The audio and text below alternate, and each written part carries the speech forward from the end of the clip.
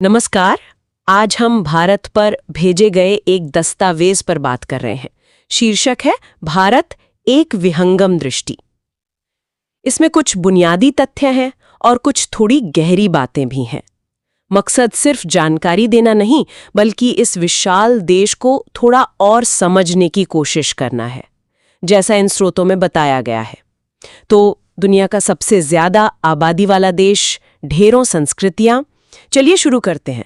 सबसे पहले कुछ बेसिक बातें। भारत दक्षिण एशिया में है और जैसा दस्तावेज कहता है 2024 तक आबादी 1.4 अरब से ज्यादा। दुनिया में नंबर 1, राजधानी नई दिल्ली और मुद्रा है भारतीय रुपया। पर ये सिर्फ आंकड़े हैं, है ना? मतलब कहानी तो इसके आगे है। बिल्कुल, इन आंकड़ों के पीछे छुपी है गजब की विविधता। देखिए, हिंदी और अंग्रेजी मुख्य ऑफिशियल भाषाएं हैं, हाँ, लेकिन दस्तावेज सही बताते हैं कि बंगाली, तमिल, तेलुगु, मराठी, सैकड़ों और भाषाएं और बोलियां हैं जो लोग रोज बोलते हैं। ये सिर्फ भाषाई समृद्धि नहीं है, ये दिखाता है कि देश कितना जटिल है। और इतिहास, सिंधु घाटी सभ्यता कितनी पुरानी। हाँ, वो तो है ही। मौर्य, गुप्त, मुगल, ब्रिटिश, कितने सारे प्रभाव। हर दौर ने अपनी छाप छोड़ी है। और हाँ, हिंदू, बौद्ध, जैन, सिख धर्म यहीं से शुरू हुए। मतलब एक ही जगह पर इतनी ऐतिहासिक परतें। सही कहा। और ये इतिहास सिर्फ किताबों में नहीं है, आज की संस्कृति में, इमारतों में, समाज में दिखता है। स्रोतों में ताजमहल, कुतुब मीनार, लाल किले का जिक्र है।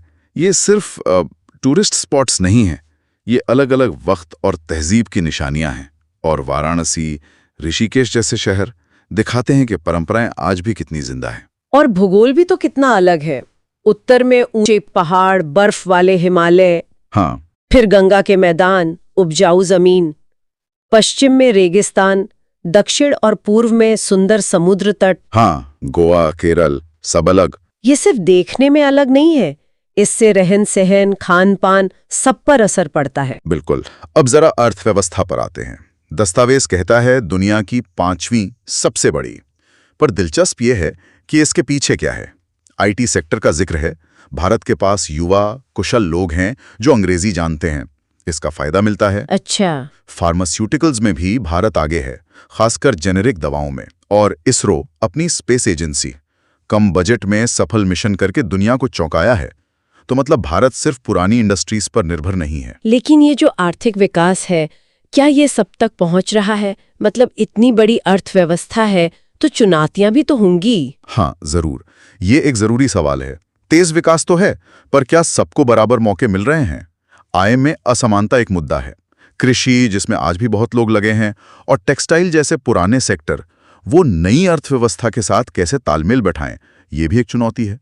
ये आसान नहीं है, एक संतुलन साधना पड़ता है। और फिर आती है संस्कृति, खाना, त्योहार, फिल्में। स्रोतों में बिरयानी, डोसा, बटर चिकन का जिक्र है। हाँ, लेकिन भारतीय खाना तो इतना विविध है। वही तो, हर इलाके का, हर समुदाय का अपना अलग स्वाद कुछ डिशेस में समेटना मुश्किल है। बिल्कुल। और बॉलीवुड, दुनिया की सबसे बड़ी फिल्म इंडस्ट्री, इसका असर तो भारत के बाहर भी बहुत है। एकदम सही। खाना, फिल्में और त्योहार जैसे दिवाली, होली, ईद, क्रिसमस, पोंगल, ये सिर्फ मौज मस्ती या रीति रिवाज नहीं है। ये वो धागे हैं जो इस सारी विविधता को एक साथ बांधते हैं, दिखाते हैं कि कैसे अलग अलग लोग मिलकर खुशी मनाते हैं। यह है भारत की वो अनेकता में एकता वाली बात है। हालांकि ये हमेशा आसान नहीं होता। तो इन स्रोतों के आधार पर जो हमने बात